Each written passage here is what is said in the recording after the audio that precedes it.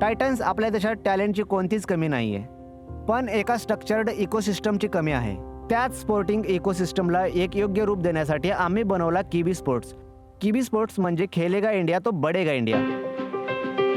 Titans किबी एक digital platform आहे जे स्पोर्ट्स इंडस्ट्रीला एक स्ट्रक्चर्ड रूप देते.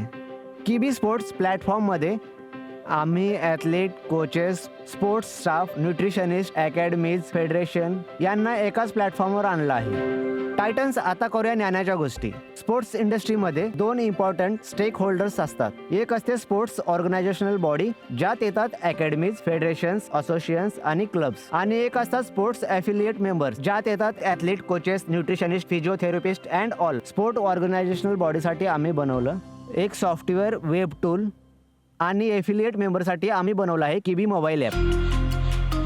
टायटन किबीचं मिशन आहे की आम्ही प्रत्येक खेळाडूला ग्रास रूट लेवलपासून प्रोफेशनल लेवलपर्यंत डिजिटल विजिबिलिटी द्यावी. Access to right resources at the right time provide करावा. टायटन्स ॲज अन ॲथलीट मला वाटतं जर आपण आपल्या खेळाडूंसाठी ट्रेनिंगच्या वेळेस सपोर्ट केला तरच ते देशासाठी मेडल घेऊन येऊ शकतात. तर टायटन्स किबीच्या या मिशनमध्ये तुम्ही सहभागी होणार? सागर, या मंचावर तुमचं खूप खूप स्वागत आहे. थँक्यू प्रतीक. तुमचे पेरेंट्स तुमच्या या ॲथलीट प्रोफेशनला घेऊन थोडे चिंतित आहेत. हो, तर आज तुम्ही आमच्या या मंचावर आलात. या मंचावरून घरी बसलेल्या जनतेला आणि खूप सारे पेरेंट्स तुम्हाला पाहत आहेत ज्यांच्या मुलांना कदाचित ॲथलीट बनायचं आहे, त्यांना तुम्ही काय सांगाल? तुम्हाला अनेक अडचणी प्रत्येक प्रोफेशनमध्ये येतात, पण तुमचं पॅशन त्याच्याप्रती कधीच तुटता कामा नये. हाच सल्ला आमचे सगळे टायटन्स पण आयडियाबाजना देत असतात. तुम्ही कोणत्या वयात याची सुरुवात केली?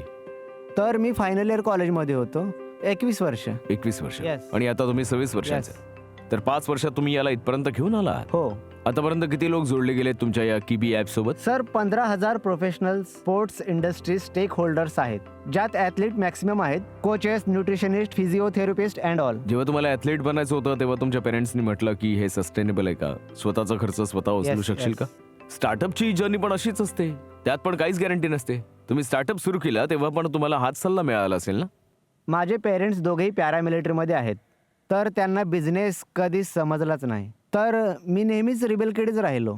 आता हे पर्पज रिवन आहे, एक पॅशन आहे, एक स्टोरी आहे आणि मला असं वाटतं की हा प्रॉब्लेम मीच सॉल्व्ह करू शकतो, म्हणून मी प्रयत्न केले. तर तुम्ही एकट्याने हा बिझनेस बनवतात की तुमच्या बरोबर कोणी को फाउंडर आहे? सर, मी सोलो फाउंडर आहे आणि एक्सप्लोर करतोय बऱ्याच लोकांबरोबर बऱ्याच काळापासून. 24 लोकांची टीम आहे. 24 लोकांची टीम पण सांभाळता? Yes, yes. आणि आतापर्यंत किती बिझनेस वाढवले तुम्ही? सर, लास्ट इयर आम्ही 3.07 CR वर संपवलं होतं फायनान्शियल इयर आणि यावर्षी टार्गेट आहे 1 CR monthly recurring revenue achieve करण्यासाठी. सागर, 21 आम्हाला तुला कॉंग्रॅच्युलेट होते तेव्हा सुरू केलं, Very आता good. 26 वर्षात इथपर्यंत पोहोचले टायटन. खूपच मस्त. मला ते ॲक्रोनिम खूप आवडलं, पीबी.